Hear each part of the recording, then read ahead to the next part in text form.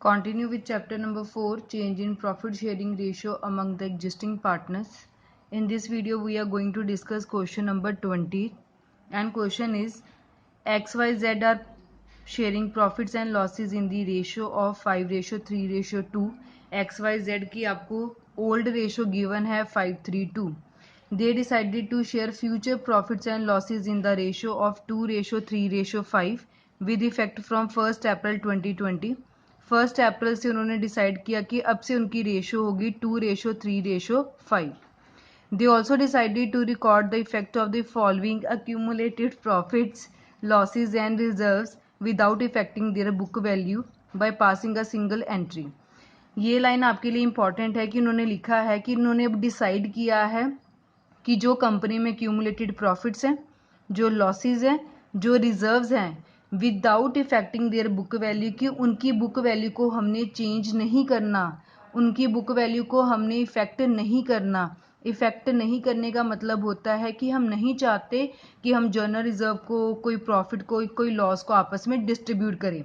जैसे वो पहले बैलेंस शीट में आ रहे थे अब भी वैसे ही आएंगे. और आपको बोला गया कि पास एंड एडजस्टमेंट एंट्री, आपको एक सिंगल एंट्री डालकर एडजस्टमेंट्स करनी है. ठीक है. So without affecting book value का मतलब है कि हम नहीं चाहते कि हमने ये फॉलोइंग आइटम्स को डिस्ट्रीब्यूट करना है और सभी का इफेक्ट आपको एक सिंगल जर्नल एंट्री में दिखाना पड़ेगा. तो इस केस में हम कैसे करते हैं, इसके लिए हमें एक वर्किंग नोट बनाना पड़ेगा. जैसे हमारे पास गिवन है जर्नल रिजर्व की बुक वैल्यू है 6000, प्रॉफिट एंड लॉस का क्रेडिट बैलेंस है 24000, एडवर्टाइजमेंट एक्सपेंस है आपके पास 12000. सो जर्नल रिजर्व मैं यहाँ लिख रही हूँ working note number 1. Journal reserve company के लिए एक तरह का प्रॉफिट ही होता है, पॉजिटिव बैलेंस होता है. सो 6000 पॉजिटिव आ गया. प्रॉफिट एंड लॉस अकाउंट का आपको क्रेडिट बैलेंस गिवन है. जब क्रेडिट बैलेंस गिवन होता है मतलब वो हमारे लिए प्रॉफिट ही होता है. सो ये आपके पास 24000 पॉजिटिव आ गया. एडवर्टाइजमेंट से एक्सपेंस अकाउंट 12000. एडवर्टाइजमेंट से एक्सपेंस हमारे लिए लॉस होता है. सो लिख लिया एडवर्टाइजमेंट सस्पेंस, ये आपको गिवन है 12000. ये लॉस है इसलिए इसका नेगेटिव बैलेंस होगा. सो 6000 प्लस 24000 ये आपके पास होता है 30000. 30000 में से 12000 माइनस किया, आपके पास वैल्यू आ गई 18000.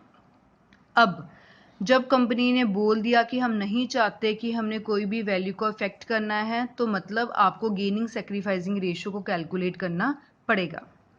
एक्स वाई जेड पुरानी रेशियो थी 5:3:2. न्यू रेशियो बन गई उनकी एक्स वाई जेड 2:3:5. सो 5/10, 3/10, 2/10, 2/10, 3/10, 5/10. अब सेक्रीफाइसिंग रेशियो का फॉर्मूला लगाते हैं, that is old share minus new share.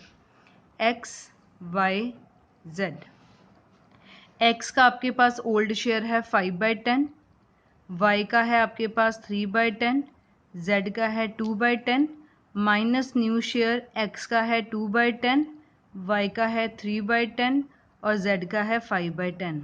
अब इस केस में डिनोमिनेटर पहले ही इक्वल है.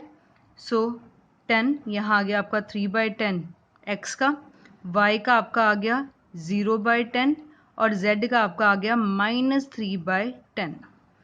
जो पॉजिटिव में आता है उसको हम सेक्रीफाइसिंग पार्टनर बोलते हैं, जो नेगेटिव में आता है उसको हम गेनिंग पार्टनर बोलते हैं.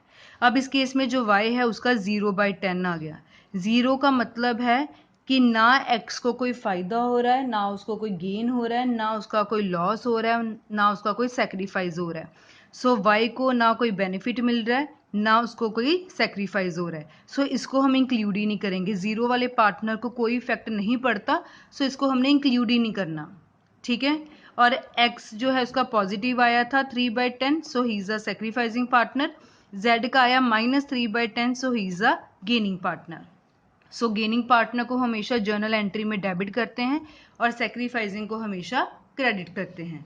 तो इसको कैसे लिखेंगे, जर्नल एंट्री बन जाएगी जेड्स capital account debit to X capital account being adjustment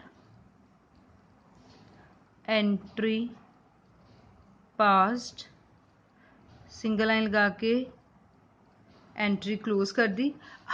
अब हमने अमाउंट कैलकुलेट की थी 18,000 की। सो 18,000 के अकॉर्डिंगली देखना है किसको कितना फ़ायदा या लॉस हो रहा है।